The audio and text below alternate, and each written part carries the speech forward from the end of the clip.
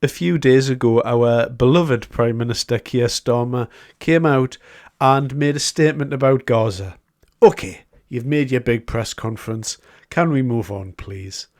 And yesterday, out of the blue, he came out and done it again.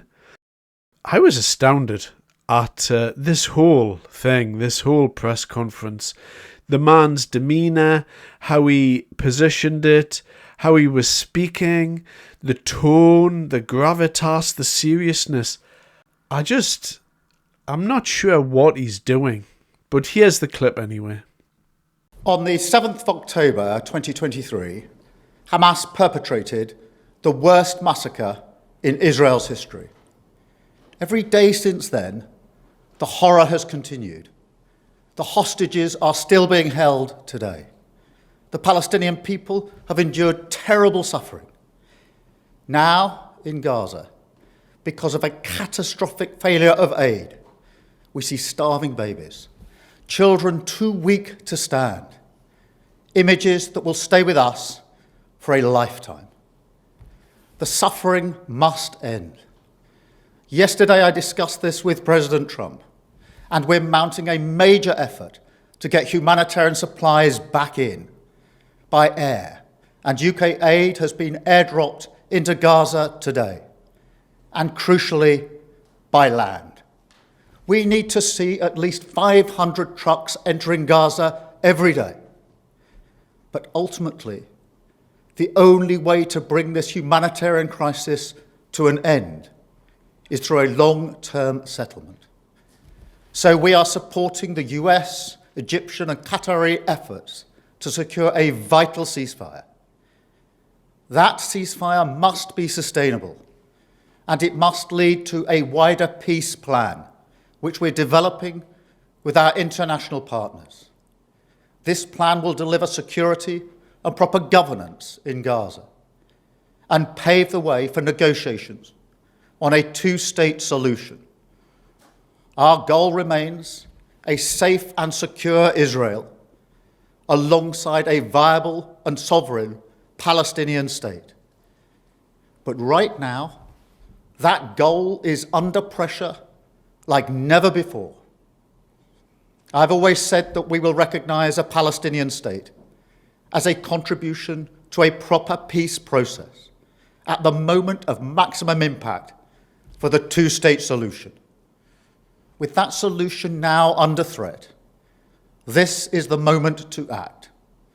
So today, as part of this process towards peace, I can confirm the UK will recognise the State of Palestine by the United Nations General Assembly in September, unless the Israeli government takes substantive steps to end the appalling situation in Gaza, agree to a ceasefire, and commit to a long-term sustainable peace, reviving the prospect of a two-state solution. And this includes allowing the UN to restart the supply of aid and making clear that there will be no annexations in the West Bank. Meanwhile, our message to the terrorists of Hamas is unchanged and unequivocal. They must immediately release all of the hostages, sign up to a ceasefire, disarm, and accept that they will play no part in the government of Gaza.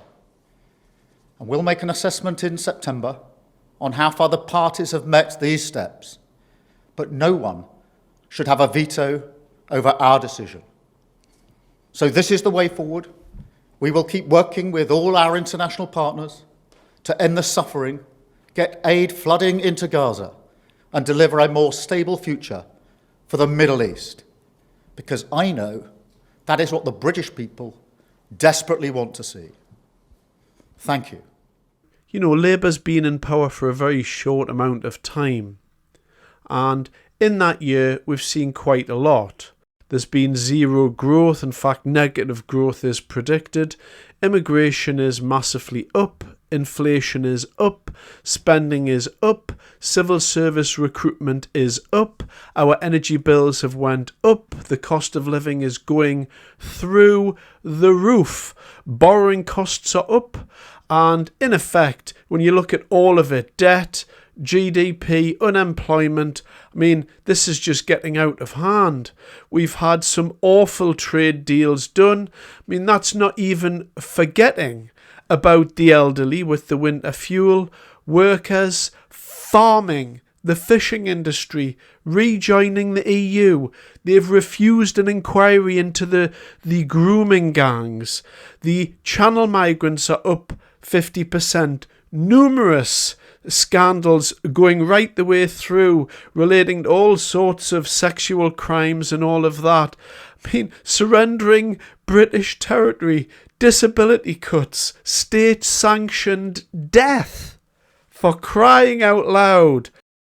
There is a lot of things going on at the moment in Britain, and Keir Starmer believes that the most important thing to the British people is Gaza. I don't care about this conflict. It'll come to an end at some point in the future. America and Israel together will come up with some sort of a solution. But I find it staggering on so many levels that with all of the problems that we have in this country, that our Prime Minister and his cabinet are continually providing messaging on this. It's such a strange state of affairs that we are more obsessed with the problems of countries thousands of miles away than looking after our own. He talks about the children of Gaza.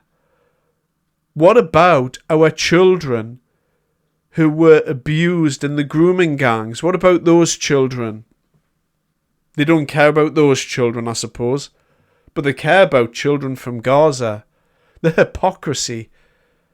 It's off the charts. This man and this government.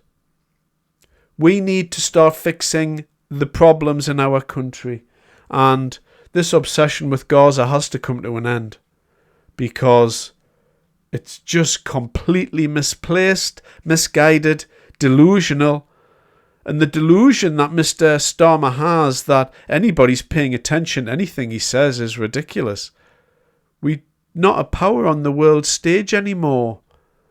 That was the 20th century. We're on the verge of bankruptcy.